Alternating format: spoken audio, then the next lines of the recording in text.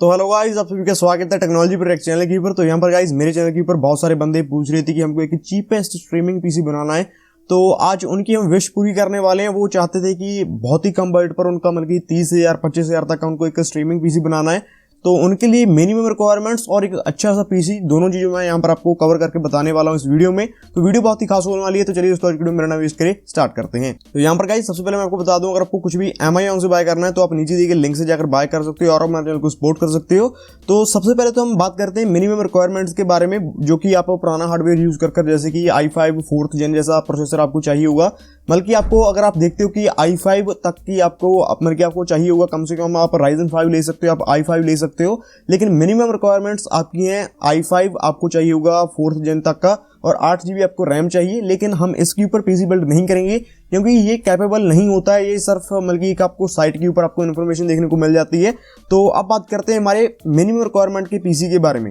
अगर आपके पास 30,000 रुपये का बजट है तो आप प्रोसेसर यूज कर सकते हो। आपको अगर आप यूज्ड प्रोसेसर बाय करने में इंटरेस्टेड हो तो आप जरूर बाय कर सकते हो Ryzen 5 2600।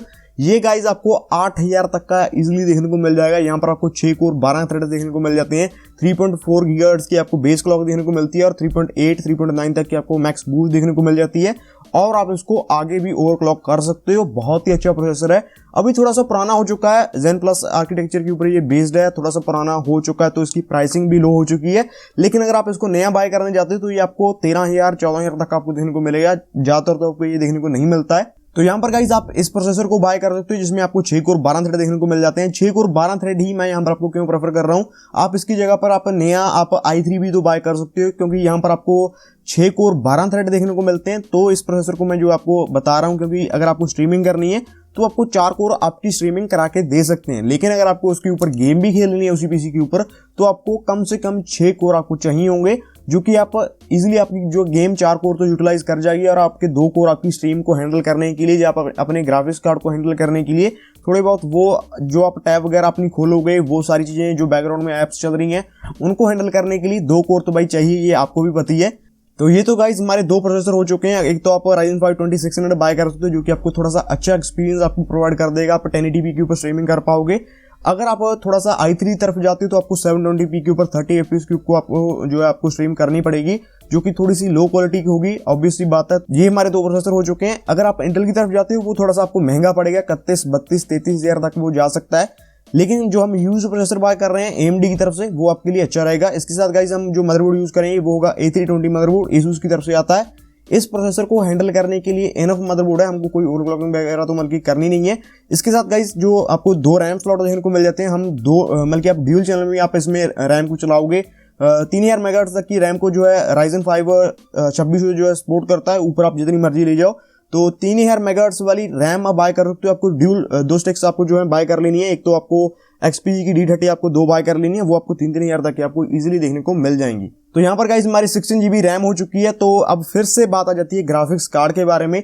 ग्राफिक्स कार्ड आप नया तो भाई अभी जैसा आपको पता ही है कि जैसा सीन चल रहा है, या तो आप 1050 Ti को बाय करोगे, क्योंकि वो 11,000 तक का सिर्फ वही एक अकेला कार्ड मतलब बचा हुआ है अभी मार्केट में, और वो भी ओवर प्राइस्ड बिक रहा है कई बार। तो मतलब वो उसके लिए तो 10,000 PV मतलब उसके लिए ओवर प्राइस्ड है। अगर वो आपको 7,000 तक का देखने को मिले तो वो आपके लिए एक अच्छी डील हो सकती है।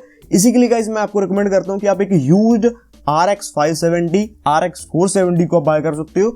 यहाँ पर मैं जो अपना ग्राफिक्स कार्ड यूज कर रहा हूँ RX 470, मैं इसी के साथ अपनी स्ट्रीमिंग वगैरह करता हूँ।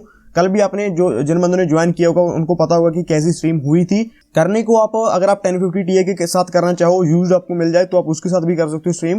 तो ये गाइस हमारे ग्राफिक्स कार्ड हो चुके हैं RX 570 1650 सुपर, आपके लिए 1050 Ti। अगर आपको मतलब बहुत ही कम आपके पास पैसा है, आप 4,000 रुपया स्पेंड करना चाहते हो, मतलब इसके ज्यादा आपका बजट नहीं बचता है आपके पास, तो आप जरूर उसकी तरफ जा सकते हो। लेकिन 6,000 तक आपको RX 470 used graphics card OLX के ऊपर आपको देखने को मिल जाएगा। यहाँ पर मैंने भी जो आपको Ryzen 5 2600 बताया वो मैंने पर्सनली पहले सर्च किया, क्या वो उस प्राइस की आसपास का आपको देखने को मिल सकता है। तो उस बंदे के साथ मैंने बातचीत की। मैं भी सोच रहा था कि मैं अपना जो है प्रोसेसर अपग्रेड कर लूँ Ryzen 3 3200G के साथ, मतलब इसको हटाकर वहां पर लगाया जाए Ryzen 5, जो कि एक अच्छी ऑप्शन रहेगी मेरे लिए, क्योंकि वीडियो एडिटिंग वगैरह भी मेरे को करनी है।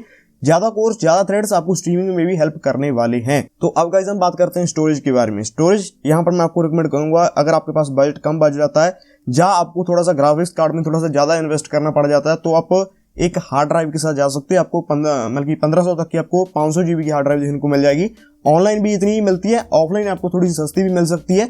जो बंदे दिल्ली के आसपास रहते हैं, नेहरू प्लेस पे आप जा सकते हो, मुंबई की साइड रहते हैं, वहाँ पर भी अच्छी खासी मार्केट है, तो आप जरूर वहाँ पर ट्राई कर सकते हो। आपको हार्ड ड्राइव वगैरह तो आपको इजीली सस्ती देखने को मिल जाएगी 1000 रुपये तक की।